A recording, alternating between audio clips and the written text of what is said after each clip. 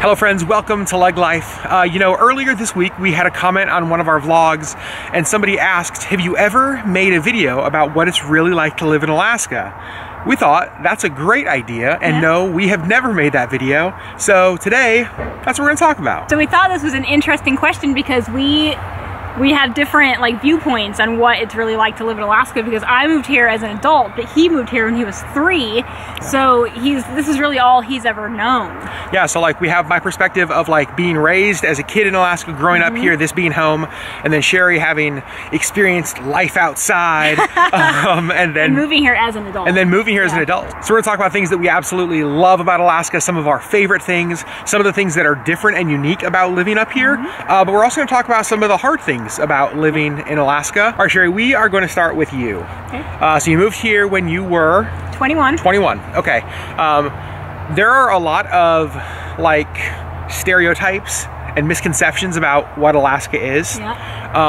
How different is the reality of Alaska compared to what you believed when you moved up here? It is not a frozen, desolate wasteland. Shockingly. Yeah. There are actual houses here, not igloos. There's internet, there's electricity. Yeah, so I worked in the hotel industry for a long time, and we'd have a lot of tourists come to Alaska, and legit, I would have people ask me do you guys take US currency? It's yep, we're a state. People part of the United States. Yeah, yep. We do have freeways and cars and not only dog teams, no igloos, right? And so a lot of those stereotypes are not real. No. But some of those stereotypes aren't far off from a reality. So when my family moved to Alaska, we lived in the little town of Trapper Creek, which is halfway between Anchorage and Fairbanks. Super small little town.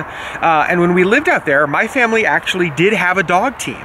We called them the B team. It was a number of dogs we could hook up to a sled and take out mushing.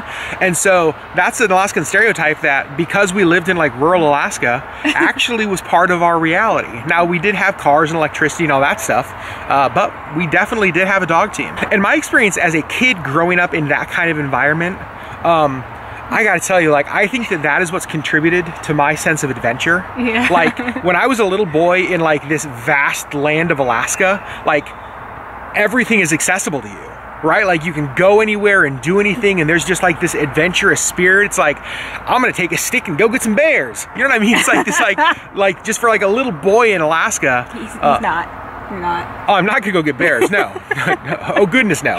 But that's where your mind goes as a little boy. So for me, I think that my sense of adventure and just living a big life, I contribute that mostly to being raised in a big place like Alaska. And really part of the draw for Alaska for me was him, but also clearly just that sense of adventure and just the endlessness of possibility.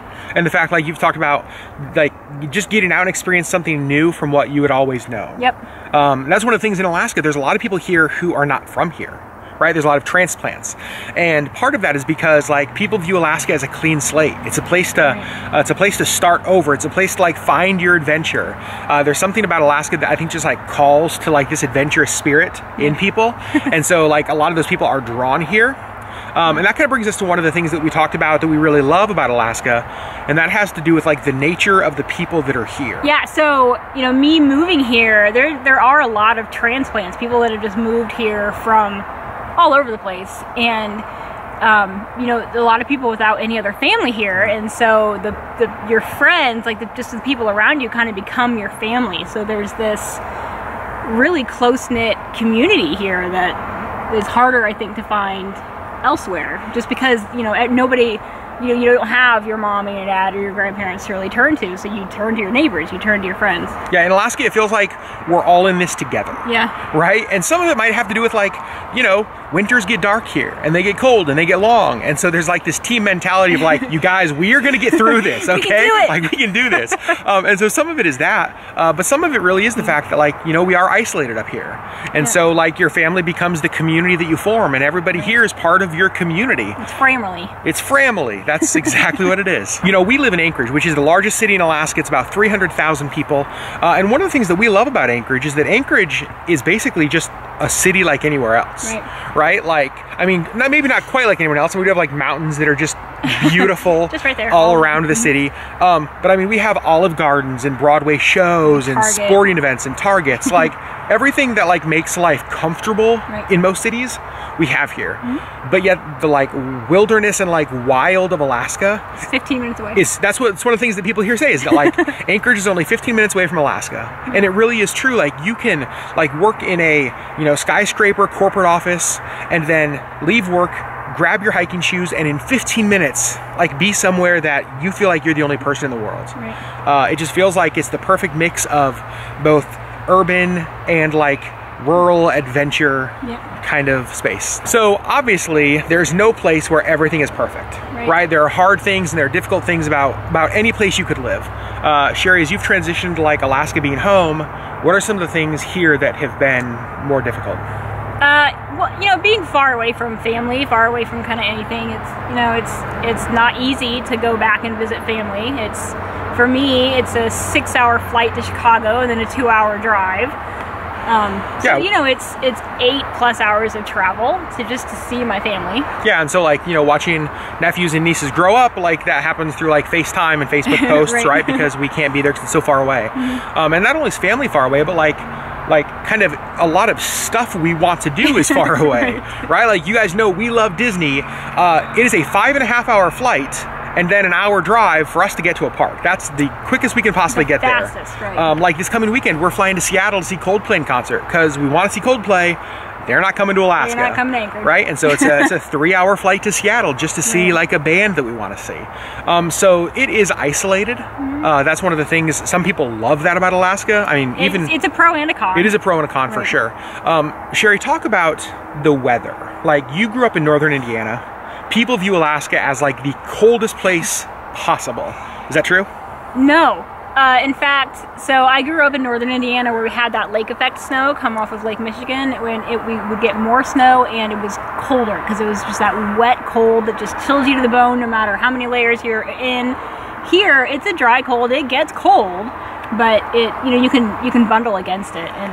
And the cold here lasts longer though. That's one thing I've noticed. So in Alaska, like when winter starts, for the most part, we have winter until spring. Like when we've gone back and visited family in Indiana and we've seen, you know, it's like they'll get some snow, it'll get cold, but then it'll all melt and then they'll get more snow.